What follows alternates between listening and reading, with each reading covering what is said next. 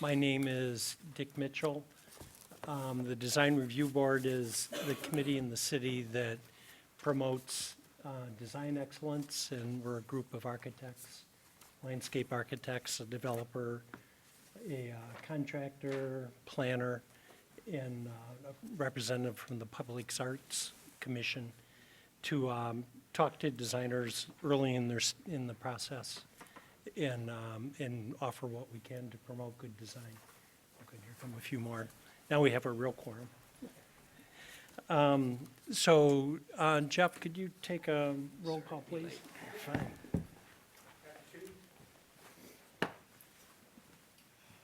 Board Member Burns? Here. Member Cooper? Here. Member Mitchell? Here, Member Kinley? he's on his way. Member Perkins? Barely. Member Singleton? Member Buckwalter? Here. Member Kotarski? Here. Good, thank You have a you. quorum. The next item on the agenda is the approval of the agenda. Does anyone see anything they would like to reorder or add to the agenda? See no comments. Would someone like to move approval of the agenda, please? So moved. Jeff moves and seconded by Gary. Okay, all in favor, say aye. Aye. Thank you. And now approval of our November 13th minutes, which include the review of the project we saw last month. Are there any comments?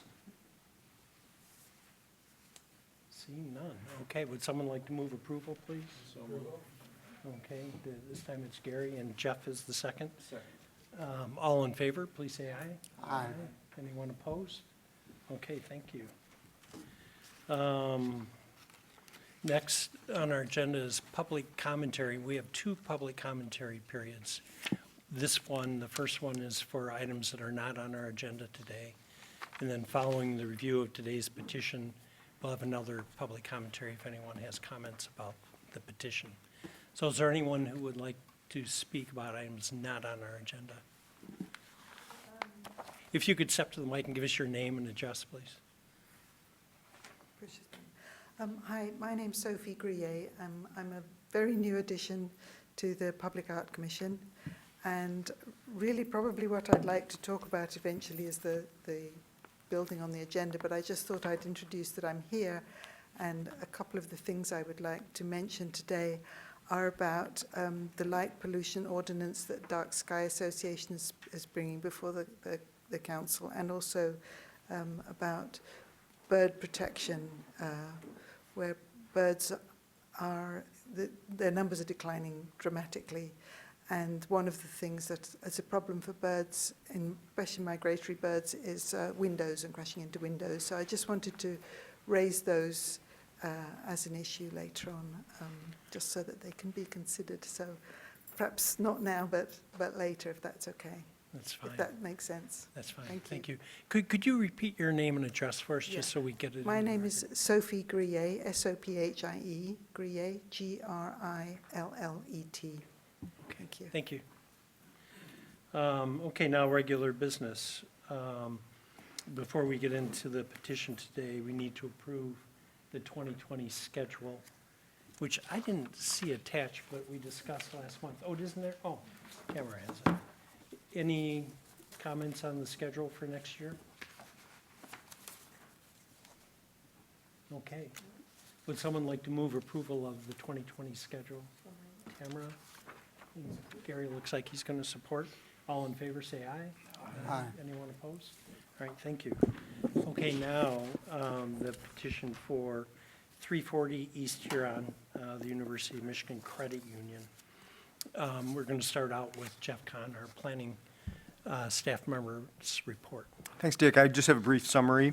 The site is located on the west side of South Division Street between East Huron and East Washington Streets in the Midtown Character Overlay District. The site includes the 1936 Art Deco building designed by Albert Kahn. The original portion of the building was constructed at the corner of East Huron and South Division Streets. A number of additions were added since then. The Ann Arbor News listed the building for sale in 2009 and ultimately sold it to the University of Michigan Credit Union. The design plan proposes to renovate the southern portion of the existing building by converting an enclosed loading area into more usable space. The facade of the southeast corner of the existing building is also proposed to be substantially modified by providing large windows where no windows currently exist.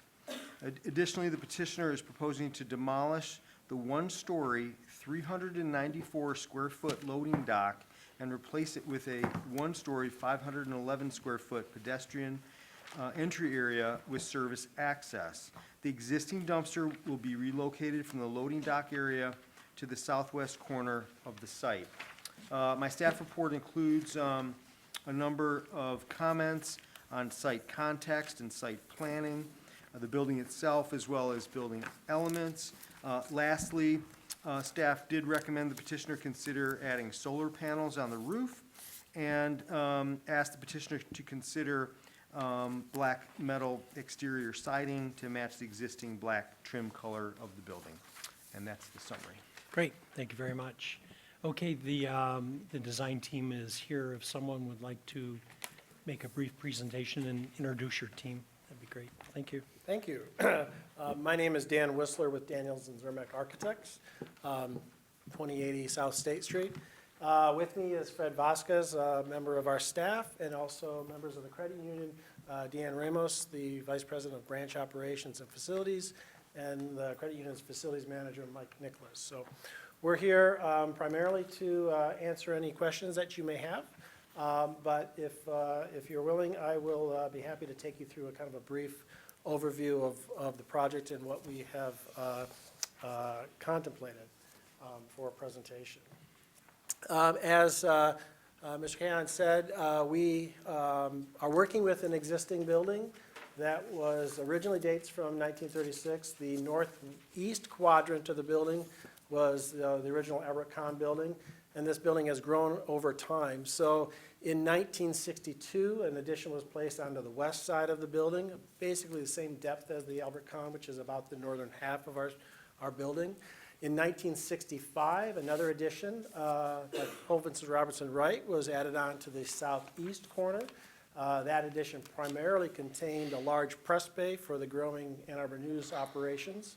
And that is our primary focus of this project within that portion of the building. And then in 1986, a somewhat large addition was added on to the southwest quadrant of the building. And then in, I think, about 2010, 2011, a portion of the 1965 addition that was one story was raised up by adding a third floor and created it to be a three-story building in that portion. So the building has evolved and changed over time. Our project is primarily focusing on the portion that was built in 1965. As Jeff said, the credit union purchased the building from the Ann Arbor News in around 2010. Ever since, this building has served as the headquarters and administrative offices for the credit union. So the credit union has not had a branch space to serve their membership within the building, and so this project is primarily geared towards that, to create a new branch to provide financial services direct to the members from this site. So that's our primary focus.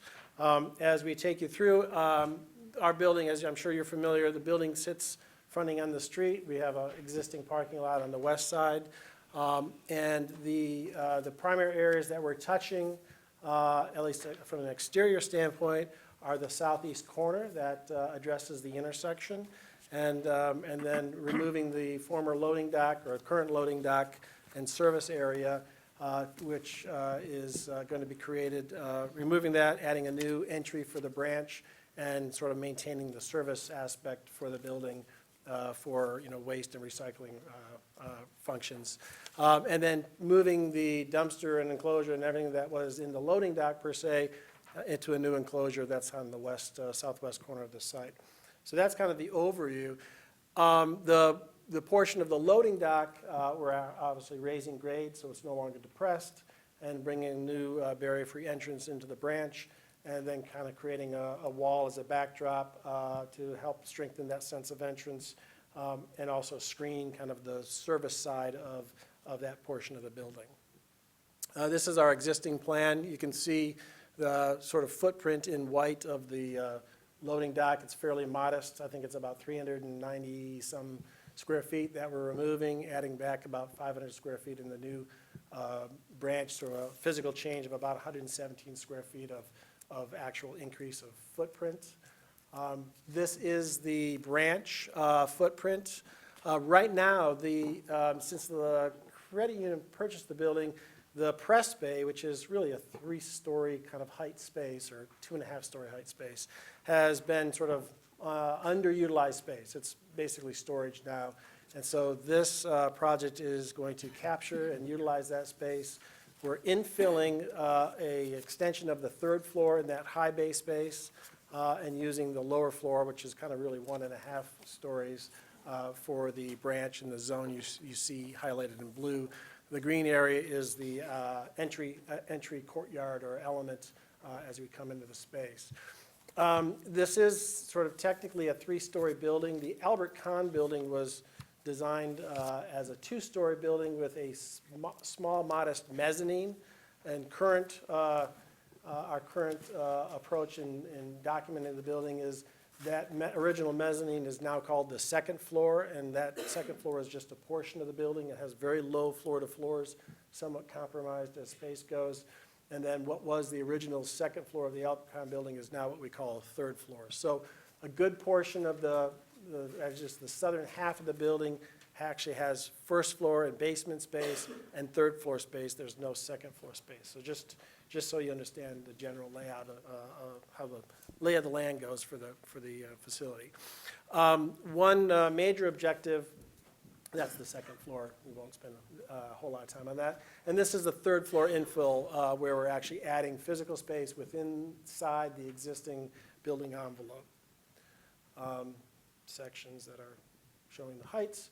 And then this is the exterior elevations that are proposed. The 2 really major interventions with the building is to address the southeast corner that fronts on the intersection of Washington and Division.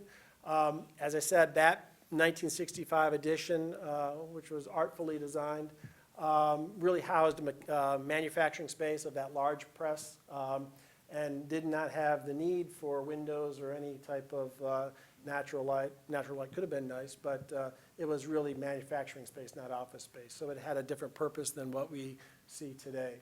So our intent is to sort of create a large glass wraparound bay at that corner that will provide windows into the branch space, make a stronger connection to the pedestrian streetscape, as well as sort of really address the importance of that corner and the northbound traffic that we see on Division Street. As you can see on the south side of the, actually on the next slide, the south side, to the left of our new proposed curtain wall glass corner area, that is the extension of the 2010-2011 3rd floor infill where those tall vertical glass areas are currently shown. And then to the left of that is the new proposed 1-story branch entry and entry element. So there is a change in grade from our space and the sidewalk elevation. So the 1st floor of this building is set, I want to say about 36 inches or thereabouts below the sidewalk at the corner. And so part of our strategy is to elevate space at that actual corner. One of the things we're trying to not make the building feel like you are kind of stepping into a basement or sort of subterranean space, to try to bring the interior up and feel more like it's common with the exterior. And then that entry plaza creates a series of sloping sidewalks and a few steps to sort of make the necessary changes so we can come into the 1st floor entry at grade. We have not considered using black metal panels over the proposed blue. Obviously, University of Michigan Credit Union very much follows the spirit of the university, and so blue is an important aspect of their brand identity and how they wish to promote themselves. The credit union's brand is probably can easily be summarized by some of their newer branch facilities. Their most recent branch in town or near town is on Carpenter Road. That is very similar to the first, I guess, flagship branch on South State Street, where the building is clad in limestone with glass and blue metal panels as a way of trying to establish their connection to the university and the important community that they serve. So that is something that was an important element. We are currently under construction with a new branch in a renovated building on South University, and that is also kind of in keeping with how we're treating the corner there. And so this is part of their overall image and how they present themselves to their membership. This is that corner from the intersection. You see the extension of the original Albert Kahn building to the far right, the 1965 Colvin Robinson building with black granite panels. We are proposing to intersect some select windows into that new third floor space up along the top element, and then turn the corner with a very glassy, strong image that will provide not only windows out and connection to the street, but view into the branch and that new sort of upper third floor space. And this is a view of the new entry for the branch, picking up sort of the diagonal or sloping blue metal roof that is indicative of their South State Street and Carpenter Road branches. Using limestone that matches the existing limestone on the building, and introducing kind of a site wall that screens the sidewalk pedestrian experience and kind of channels you into the new entry into the branch and separates from the what is now going to be a green space and a sidewalk area that allow facilities to be able to still walk the waste and recycling out to the new dumpster enclosure. So that is the extent of our brief presentation. We're happy to answer any questions and take any comments that you have to offer. I guess we should say we have not considered solar panels on the roof, but we will take that as a item of discussion back to the credit union administration. We do have on the southern portion of the roof a fairly clean roofscape, and we are actually working on another project for the credit union right now to replace their chiller, which is going to remove that cooling tower, which you can see in, I don't know if it shows up here, I guess you do see it in this sort of the brown blob up on the roof is a wood-clad equipment screen. That is going to go away, fortunately, and so that whole southern portion of roofscape is fairly clean and south-facing, and I don't know that the credit union will want to sign up for adding those, but what we're proposing certainly doesn't prevent any of that from happening in the future. So it's certainly an opportunity that may be considered. So may I answer any Great, questions? thank you, Dan. Who would like to go first with questions and comments? Quick question, do you have to comply with any stormwater detention? Our understanding is we do not. The project is going to go through the site plan process and go through an administrative approval, and that is allowing us to not have to address the existing impervious area. We are probably, I don't have that exact number, I don't know if Fred does, but we're going to be a net reduction in impervious area with the greenscape and changing the loading dock. So we're improving the situation, but underground stormwater retention at this site is very costly. Other questions?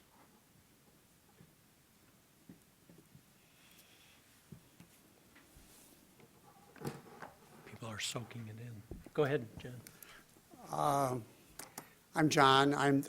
I've got 5 minutes on this board. I've been here for 5 minutes, so I'm just getting the lay of the land. I'm the representative of the Art Commission, and the City Council is interested in seeing more public art within development projects, hence my reason. So the first question I'm asking, have you considered public art for this project, and if so, where, and could you? I would have to say, we in the credit union have not considered public art. I guess the opportunities on the site are maybe somewhat limited in terms of anything physical or three-dimensional or sculptural. We are proposing some low planners as we're trying to create grade change from the street sidewalk to our sloping walk. That'll create the barrier-free access to the entry. That could be an opportunity for something along there. Obviously, we have a curving wall where we're proposing some signage at the entrance. That is one of the maybe few areas where there's somewhat of a blank canvas for art. But we have not had those conversations with the credit union, so we could certainly begin that conversation. Would you be open to ideas about public art there? I will defer that to Deanne. I think we would certainly be open to having the conversation with the credit union Sure. administration. I would anticipate art is in the eye of the beholder, correct? So placing public art on a building, I guess they would want to be somewhat circumspect of the nature of the art and how that would work. But I know in our current project under construction on South University, the building originally had some of the historic street exhibit panels on the facade, and where we were making modifications with new window openings, we did not have the opportunity to keep those in the location, so we had offered, the credit union had offered to the Historic Street District Commission or Committee, we could accommodate them on the other side. So I think they were very willing to accommodate that. Those particular panels really spoke to the South University streetscape to where that may not have been as appropriate. But I think they're certainly willing in that situation of hosting something like that. And we can certainly take that to the credit union and ask for them to give some consideration to it. I'm also a director on the Historic Street Exhibit Oh, Program, wonderful. and we applaud your willingness to do Yeah, that. this may not fit into your definition of public art, but part of the credit union's brand is they do a very nice job, and if you have a chance to drive past the State Street branch, their conference room internally is kind of decorated with a lovely mural of photos of campus. It's all kind of monochromatic and blue tones, and we had proposed something like that, similar in this building, where you'd be able to kind of see that through the glass areas that we're presenting ourselves to the street. And so there's kind of an image of, I guess, a visual image, whether you consider that artwork or not, but it was something that helps to communicate a visual presence. I have seen that, but I defer, possibly my other board members might have other questions if they. Who would like to go next? Gary? I just want to make a few comments. This building is unusual in downtown because of the large number of additions and the quality of the additions. Gary, is your mic on? I'm sorry. Excuse me. I was saying, I think the building's unique in downtown for such a large building that all the additions that occurred over periods of time followed a common theme. Each addition respected the previous work and continued around the building. I can even remember when A3C built the rear addition with the black granite, which was a nod to the existing black granite on the building, but done in a more contemporary way at the time. And then the new entrance that's off Huron Street was developed in that same style, and I think was quite compatible to the building. The original Albert Kahn portion of the building is certainly eligible for the National Register and could be listed and is significant architecturally. The 65 edition by Colvin Robinson is utilitarian in a way, but it's quite respectful of the original building. I think that the fact that this addition is such a contrast. It does not include any of the original materials. It stresses your brand identity, which I understand why you want to do that, but I think it's not respectful of the building in any way. I think that the brand identity could be expressed in the signage and some of the components of the building, but I don't see the need to make the entire statement your brand identity. From our perspective as a design review board, I am generally going to be critical of this approach and this design. I think that the example you show on South University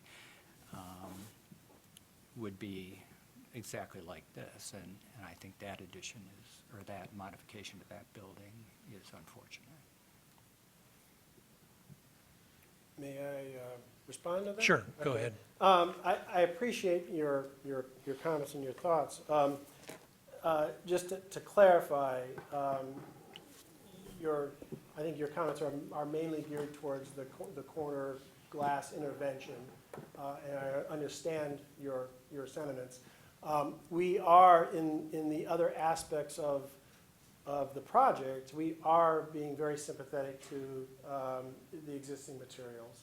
The new entry element where the loading dock used to be is being clad in limestone, indicative of the context, trying to be sympathetic to not only what was the original 65 portion of the building, but also the 2010, 2011 third floor extension of that. We hope that we may even make some improvements to the 1986 edition that actually at the time, I think it was Anderson Jacobs. As a matter of fact, I worked on that project in my earlier days. Their glazed block that they used as, to be indicative of black granite has never looked good since day one because it was improperly cleaned. So we hope to maybe make some improvements on that. The 1962, I don't think we have an image of it in our presentation, but the 1962 edition. Is that the Colvin Robinson along Division Street? I think it's 65. Oh, it's the one on Huron, excuse me. Yeah, Yeah. it fronts on, it's where the new Okay. entrance is, or the current entrance is. That's, Thank you. comes into the 62 edition. That was not Colvin Robinson, I'm forgetting, it's a one-word, who the architect was. Forgive me for that. But the 65 edition where we're working is, I think, Colvin Robinson. But the 1962 edition that most people don't really see, other than what fronts on Huron, that faces the parking lot, actually the majority of that facade is a curtain wall system. It's a 1962 version of curtain wall, so it's a little long in the tooth and somewhat tired. But our sort of intervention on the southeast corner of using glass and curtain wall is actually not unlike in terms of its general spirit, not unlike what we have actually facing the parking lot, but it's just in a 1960s iteration of that. So I just wanted to point that out as part of our thinking and how we were trying to be mindful and respectful of the existing conglomeration of buildings that are on the site. Okay, Jeff, I think you're next. I don't like what you're doing to this building. I've always thought that this is one of the one of the best examples of this era of architecture, even though it was added on to several times. As Gary said, the additions were always pretty sympathetic to the original Albert Kahn design. I don't find anything about what you're doing to the corner of this building to be in keeping with, to be respectful of any of that former architecture, and I don't really think that it's good design to begin with, even if it stood by itself on a site. I don't like the blue color being introduced as such I'd feel the same way if Nike came into town and wanted to put a Nike swoosh on the corner of the building and say that that was their brand.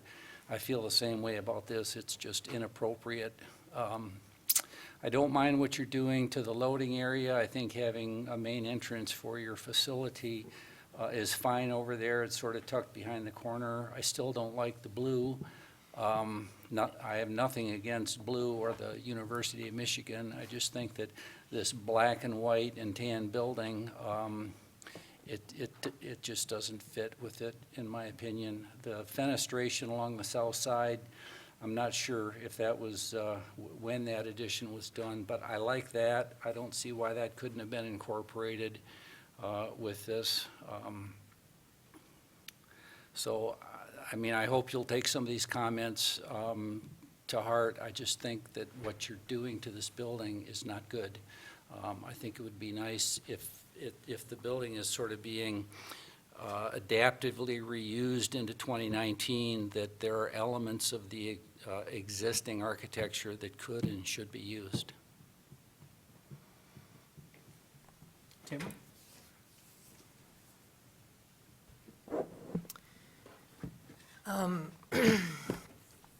I have to agree with Gary and Jeff's comments.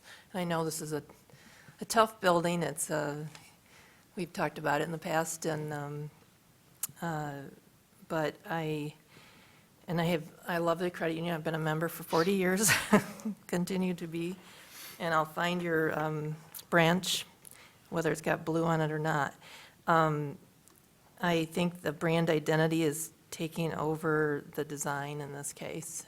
And I agree that this is a very unusual building and very important building for downtown Ann Arbor. I'm so happy you guys are in it and using it, but it's, I think it's the addition at the corner, and that's really what my focus is on. The entry, I think, works well, and it gives some identity on the street. I think you can see it. It looks like, at least from this, you can see it as you're approaching the building from Division or Washington. But I think appropriate interventions are appropriate district or historic buildings. But this doesn't, there's nothing about it that that picks up on the existing building. There's no rhythm, there's no heights, materials, anything. And I think, I'd hope that maybe in this case that the historic building could have a bit more importance, I guess, to then the brand identity. Your comments about the back being more of a curtain wall or storefront, it is more the back. It's sort of not really an alley, but the parking lot, the backside, where this is like a very important corner that you see coming down Division, everyone sees. So I think there's a little difference there. And then the other comment I had was about the windows. And I didn't have a chance to drive by on the way here, but there's the notes on here, those windows are new on the Division side, the little, Side, correct. and, I Small understand. windows that are high. Yeah, the little punched openings. So there, did you think about picking up maybe more on I understand maybe the need to put some light in that space. It was a manufacturing space. Windowless. But to pick up maybe on the other windows that are along that side, I just find those punched openings a little awkward. I assume you have maybe some issue with the ceiling height or something, but, maybe there's a way to deal with that, because they look awkward and just like little punched openings instead of like designed in intentionally. Would you like me to address that? Yeah, sure. I don't disagree with you that they're maybe not as large or gracefully proportioned as the Albert Kahn building. We'd like them to be more related to that. But as you can see from this image, the Albert Kahn building has a much taller parapet and actually physically has a parapet on that portion of the building. The 1965 edition has essentially a gravel stop and no parapet. So we are dealing with some architectural issues with where we can place windows. We had studied different options. We felt this was the most ideal or most optimal option.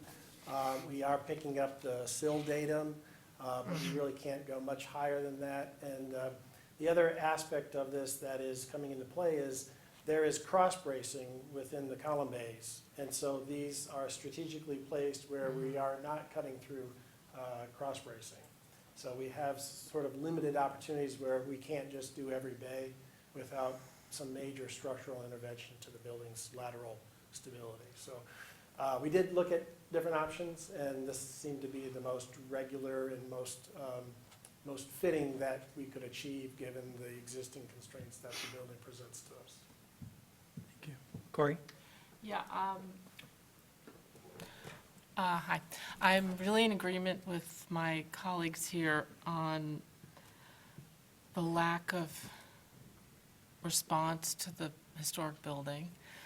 And as I sit here, I'm thinking, you know, you could, with the blue, I also find it to be almost like a tack-on color. And I understand the branding. I've seen the Carpenter Road standalone building. And I just wonder if, you know, you could make more of a statement, like less is more in this case, because you could do something more, take a little blue, and use your entry plaza. I really like that move. I think that's gonna be a great addition to the street. And maybe, you know, people could find the entry with the blue. Like, oh, there it is. Let them find it. And maybe that wall, that's a wall, right? With the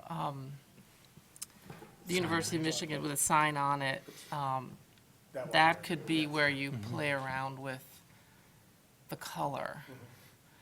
I mean, looking at how that blue sits next to the granite, I just, on that wall, I don't see them looking good together. You know, the black and the blue and the tan, it's just a big jarring contrast that doesn't have a rationale. And so if you can do something that, I'm just off the top of my head thinking, work with your entry, make it, that's your focal point. Where, you know, where am I going? Okay, then jazz that up even a little bit. I mean, I think it's already working with the blue doorway. I also wonder about the slanting blue over the entry plaza. That line is, you know, not fitting in with the building that much, and I'm not sure. I guess it's like a lead-in slope down, but if you look at the whole area, it doesn't really fit the lines of the building.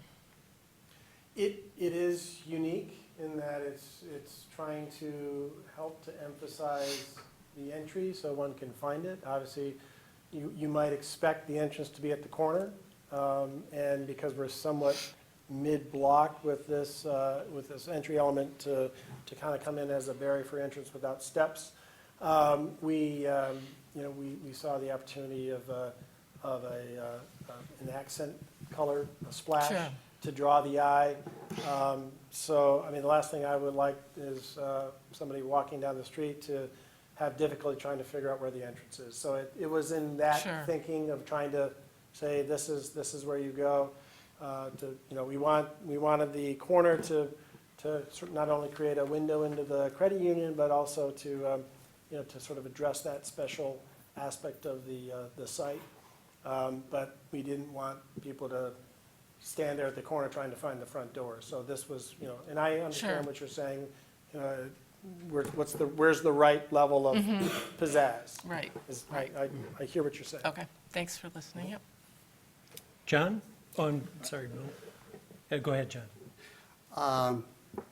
As I have been reminded by my good board member, Jeff Perkins, buildings are art. So the challenge I would have, and this is actually in support and agreement of other folks, that if I took a photograph of the 1962 edition, the entrance. It has railings that touch on Art Deco. It has the light sconces. It has the limestone and the black granite sort of raised beds. I took a photo of that, and I took a photo of the rendering of the entrance of this. You couldn't really tell they're both the same building. And I'm wondering if that's intentional. It sounds from the comments that are made that branding was the dominant sort of thing. And I'd like to tie on a comment that you made, and this is probably directed more to the credit union folks, the spirit of the university. If there is any architectural spirit to the University of Michigan, it's Albert Kahn. He's designed Angel Hall, Clements Library, Hatcher. The Ruthven Old Museum is now going to be the Regents Center. I mean, Albert Kahn's blood and soul is into that university. I would like to encourage you, and, however, there is no place at the university that describes that. I mean, there's no one place, and your building could provide that, particularly that storage area, that limestone kind of thing. It's right now sort of, what if you did the same thing, the wayfinding and the historic markers that are on your South University building, if you put that on there and maybe a wayfinding map so that it would, you could show that, you know, that Albert Kahn's buildings around the university. You could also describe the kind of various kind of additions. And I must agree with my board members. I am not an architect. But, you know, I look at the 36 and the 62 and the 65 editions, and they're playing homage to Albert Kahn without question. And I thought, I'm glad that you're using limestone for that. I think they've pretty much exhausted the issue of blue, and I totally agree with them.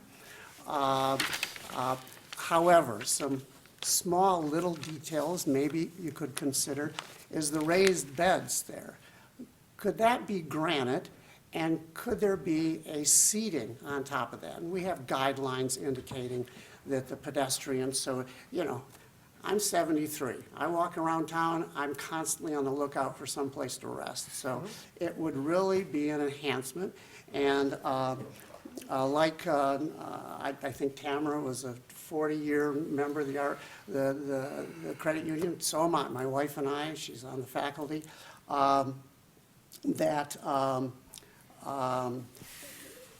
If you could also, that you already have limestone on that entrance, what about some Art Deco sconces, just some lighting sconces to sort of touch on the entrance? So try to get, and if you could get black granite on the beds and Art Deco lighting sconces, and, you know, that I've noticed that there are relief medallions that Albert Kahn put on the original building that sort of typify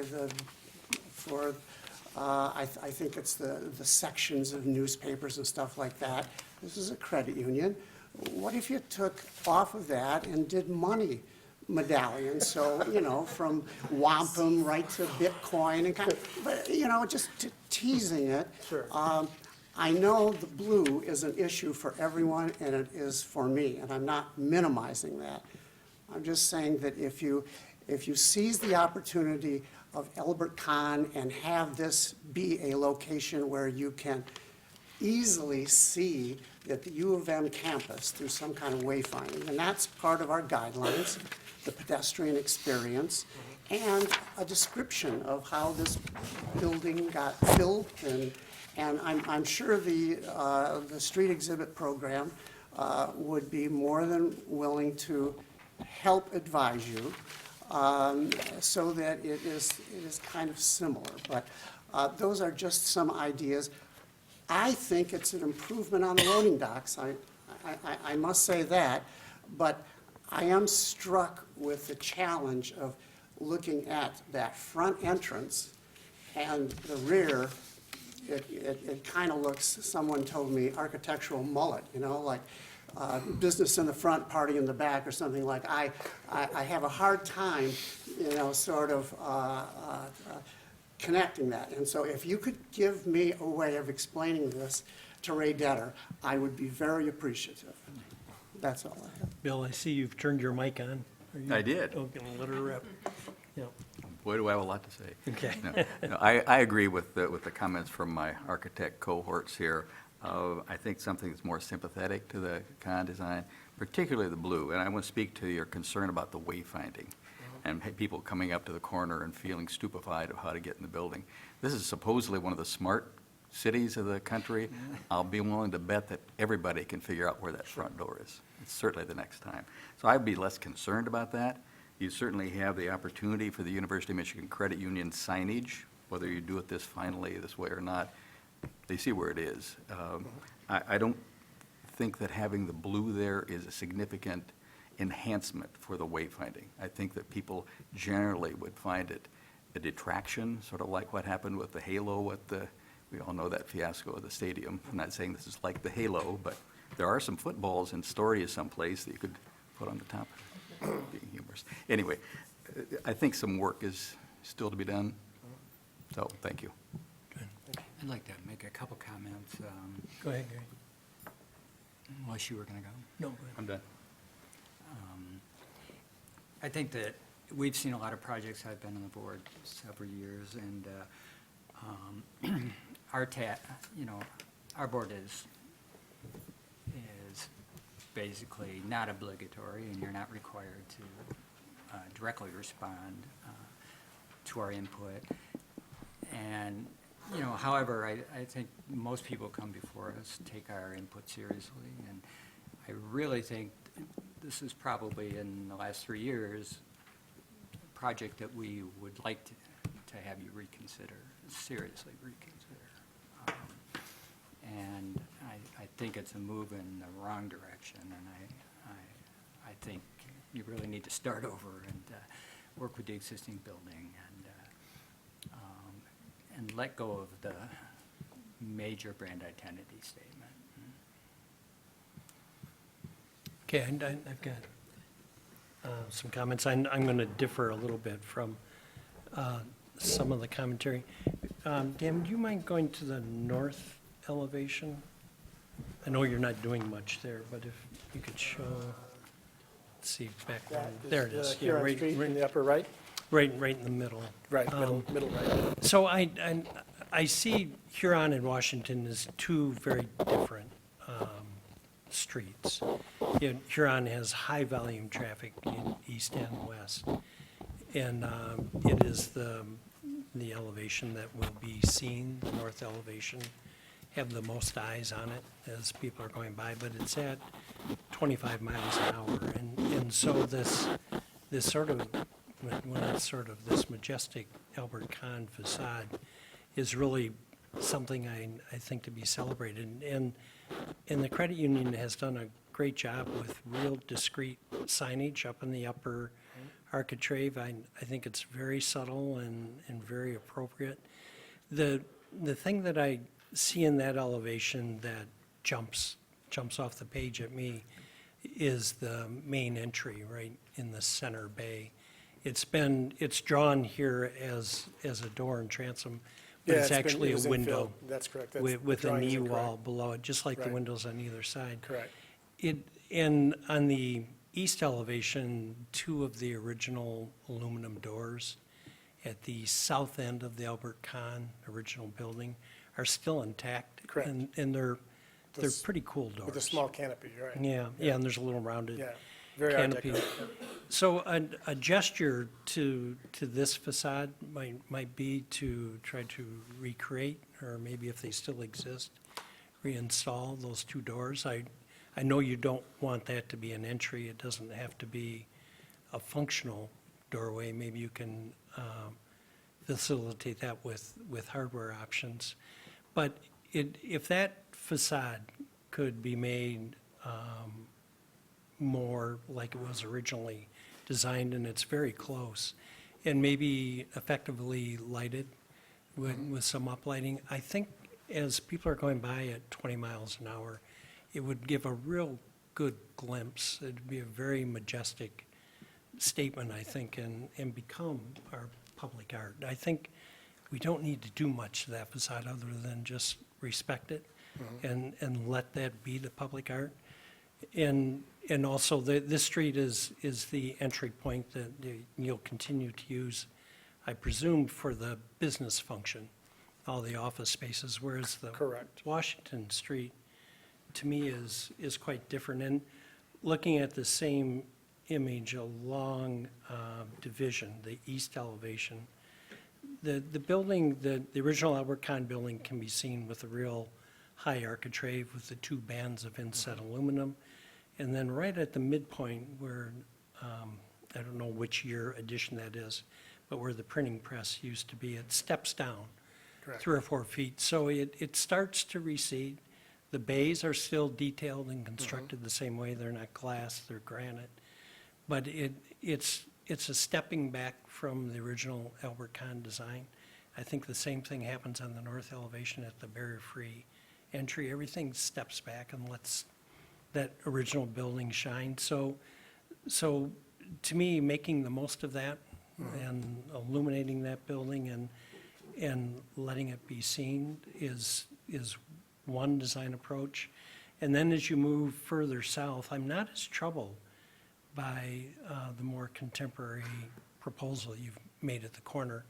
I question a little bit about all that south and east glass and how you'll properly condition that space, but I'm sure you can manage that. So as we get back to Washington, which is a very different experience, many fewer cars, it's a lot more pedestrian. Right. There were 3 banks on that same block, Bank of Ann Arbor and Comerica, across the street. There's a lot of student population. It's become, my office is just around the corner, and it's become quite a pedestrian thoroughfare. It's where people choose to walk as opposed to Huron. Right. So I like aspects of what you've done. Maybe you can go to the south elevation again, Dan, or the perspective view we were looking at. Do you prefer that or the perspective? Yeah, the perspective view might, yeah. There. Yeah, there we go. I like the pedestrian scale of the sloping canopy. I think that creates something that is not intended to be majestic as the 2-story Albert Kahn piece is on Huron. I think it responds to the pace of Washington Street as opposed to the pace of Huron. So I think you're on the right track. The blue doesn't bother me. I get branding. You're competing already with 2 banks in the same block, and you're 1 block closer to the students than Bank of Ann Arbor is. So I understand why you're doing that. It doesn't trouble me as much as it does some of the other folks on the board. To pick up on one thing you said, and Mr. Katarkas, the Albert Kahn building actually does bring granite to grade, which Albert Kahn knew a lot of things that us architects have forgotten, and that is much more durable and weatherable with how we meet the sidewalk. The 65 edition chose not to do that, and then we have these very nice rhythm of bays, black granite panels, but that limestone then comes to meet the sidewalk, and it turns the corner and meets the sidewalk along Washington. And we can see, if you look and drive by, that limestone has not fared well because of that. So when we developed the notion of this entry plaza and the low raised planters, our thought was those want to be kind of seat height walls. Certainly not opposed to thinking about that with granite to maybe bring some of that material back onto this side. We can certainly explore that with the credit union. But as we change grade there, I think there is an opportunity for a portion of that to be comfortable at seat height, and then it may tail off to where it's no longer comfortable for most. But that may be an opportunity, and there certainly is maybe some opportunity to knit some of those materials together, so we can give some thought to that. Thank Camera, did I interrupt you? No, I'm sorry, go. It was just, I was staring at this, and the comments about finding the entry. Is the other thing that just troubles me a little bit about this corner is that it really draws you. It's very large, and it's going to have a lot of light and a lot of activity going on, and it draws you to it, but then you can't get in there. And that's just, it's all right, I wanted to add that on. It's a design challenge. I don't think it needs it, as, I think you're going to be drawn to that. I think that what you've done at the entry itself, and your awning or canopy coming out to the, out past the building, it looks like it extends past the building. It does. Yeah, I mean, the more I look at that, I really like what you've done there and the scale of it. And I guess, like to just say just don't think the corner is needed for finding it.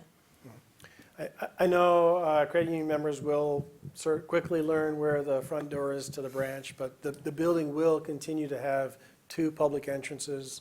The Huron Street entrance will continue to be their primary administrative office entry.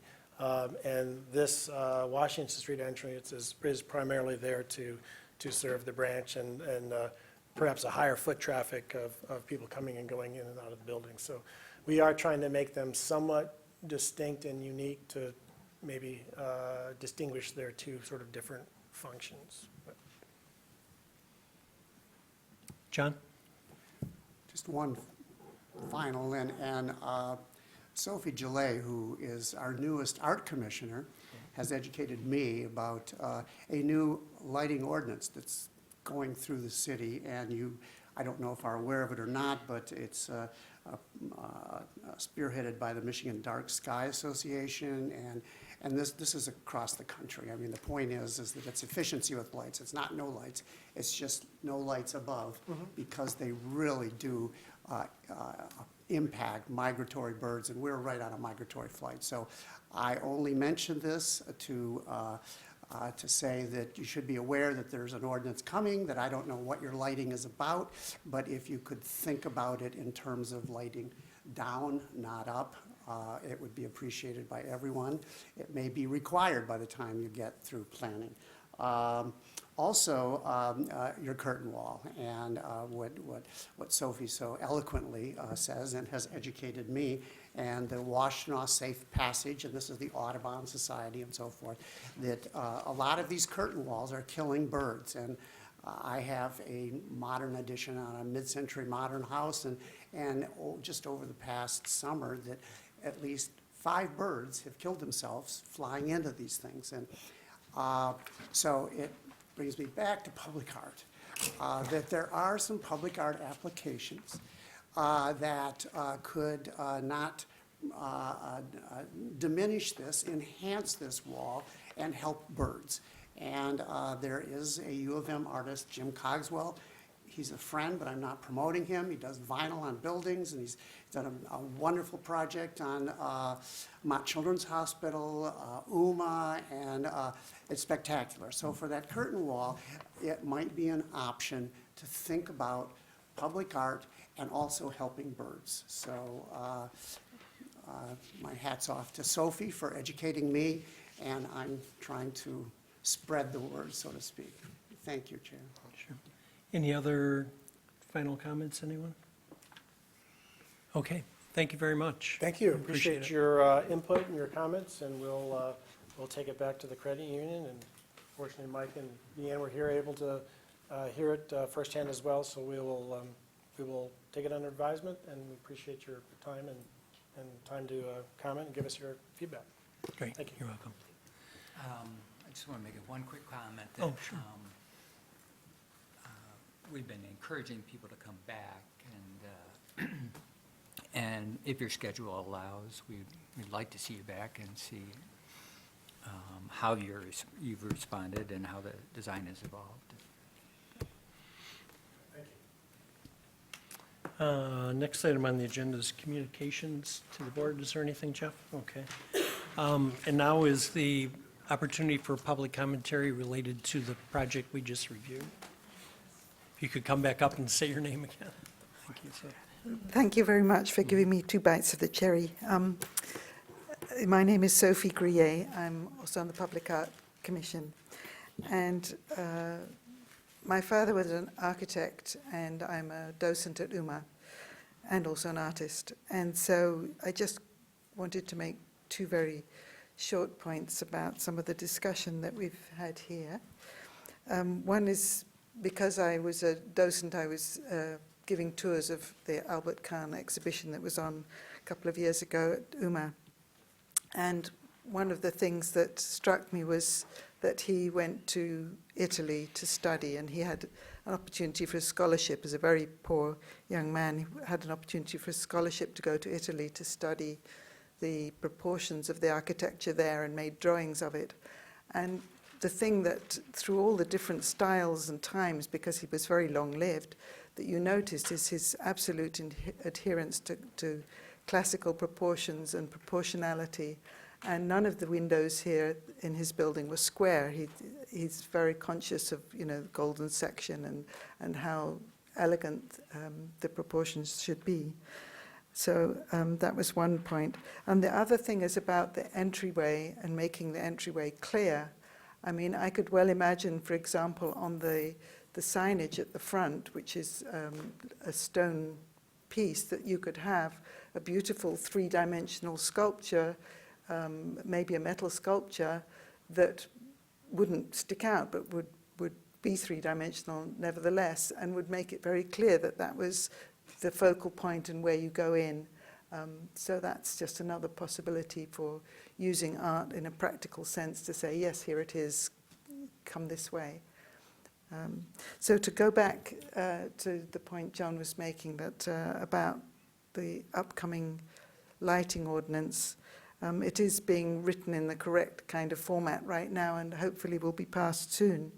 So to be aware of that is probably a very useful thing, so as not to have to go back and rethink, because not only birds but also insects are impacted and also humans.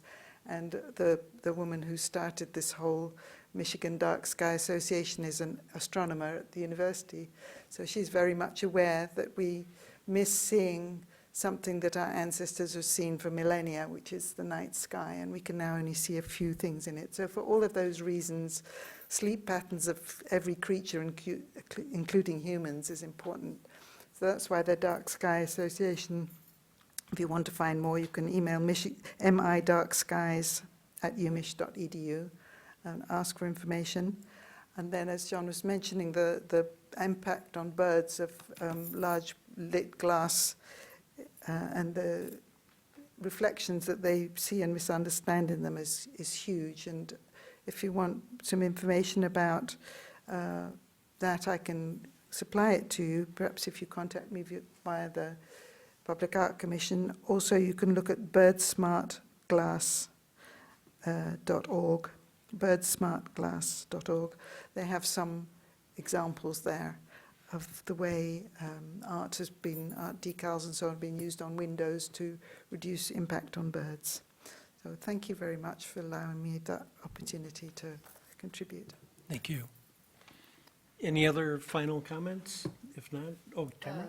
Actually, going back to the calendar, are we missing a month at the end of the year? It goes from October to December. I'm afraid I don't have it with me, but I can. This. Do we skip November? by Yeah, mistake? so I didn't know Okay. if that was on purpose or not, but, Let me make mention of that. Okay. yeah. There you go, Jeff.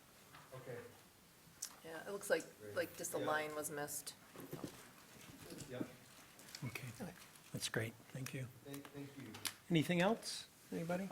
Okay, motion to adjourn. So moved. So move, Bill and Tamara seconds, all in favor, aye? Aye. Thank you. Thank you.